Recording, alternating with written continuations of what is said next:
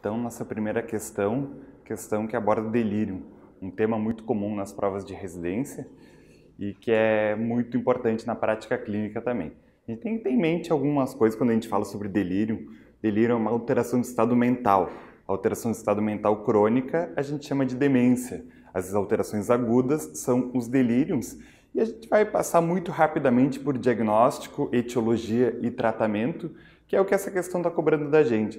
Então, uma abordagem muito rápida. Normalmente o que cai sobre delírio são coisas bem simples, coisas bem fundamentais e coisas muito aplicáveis na prática clínica.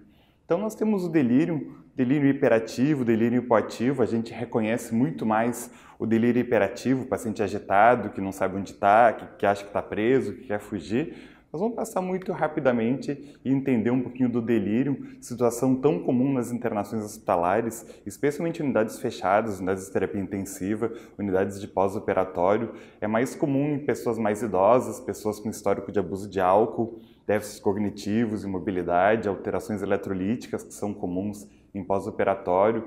Procedimentos cirúrgicos por si são fator de risco, bem como o uso de várias medicações, destacando o uso de benzodiazepínicos, que são medicações tão frequentes na prática clínica e que acabam agravando o delírio, o que parece ser um contrassenso à primeira vista, porque muitas vezes nós usamos benzodiazepínicos para acalmar os pacientes, mas eles por si são fatores de risco e podem agravar os estados de delírio. E várias coisas que a gente usa em hospital também, como os catéteres urinários, e a gente vai ver outras questões em outras provas que abordam também esse assunto.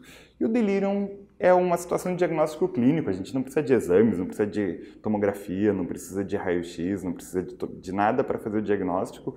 O diagnóstico é muito simples. Um quadro de confusão aguda de início súbito e flutuante, não é um quadro contínuo, ligado a uma desatenção, associado a um pensamento desorganizado ou alteração de nível de consciência, é o suficiente para fazermos o diagnóstico de delírio. E o manejo, além da retirada do elemento causador, enfim, os medicamentos, especialmente os benzodiazepínicos, manter o paciente orientado como o uso de relógios nos leitos, orientação, estamos no dia, estamos na noite, estamos no dia, janelas quando possível para a luz do sol ajudar, presença de visitas estendidas, os familiares mais tempo próximo ao leito, são coisas que ajudam o delírio. Como eu falei, a gente reconhece mais o delírio hiperativo, mas o delírio hiperativo ele é menos frequente do que o hipoativo e o mais comum é o misto, momentos de hiperatividade, momentos de sonolência, enfim, momentos de hipoatividade. Então, os três tipos de delírio e a gente facilmente trata com o uso de algumas medicações antipsicóticas. O delírio é uma psicose, então a haloperidol, a medicação mais tradicional, a quetiapina, uma medicação um pouco mais nova, a olanzapina também como antipsicótico atípico também é uma opção, e os benzodiazepínicos não devem ser utilizados a não ser em delírio associado ao consumo de álcool, o delirium tremens, que também é uma questão comum de provas. Portanto, avaliando as alternativas, na alternativa A, nós lemos que precisamos de exames de imagem. Não precisamos de exames de imagem. A alternativa B tem a classificação hiperativo, hipoativo e misto. Não, nós temos tipos hiperativo e hipoativo e temos a forma mista.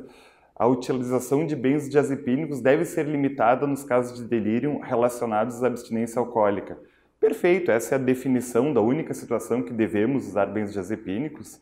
A alternativa D, ao exame físico, a presença de mioclonias multifocais é patognomônico. Não temos nenhum sinal patognomônico no exame físico do paciente com delírio. E internação hospitalar nunca pode ser considerada como causa de delírio. Muito pelo contrário, internação hospitalar é grande causa de situações de delírio. Portanto, uma questão tranquila, simples, como várias questões que nós veremos sobre delírio.